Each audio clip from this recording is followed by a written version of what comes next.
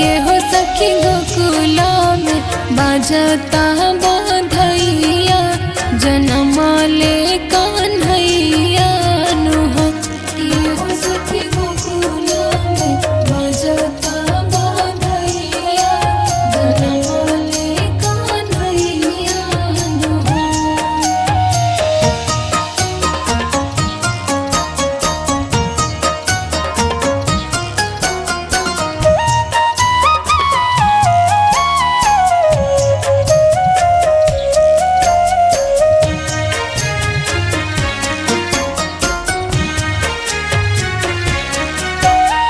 घरे घरे बटाता मिठाइया तो गुजे किला करिया नु हो।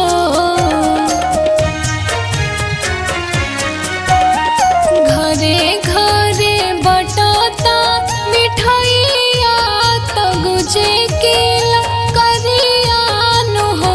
किए हो सखी यशोदा के भइले कन्हैया आंगनवा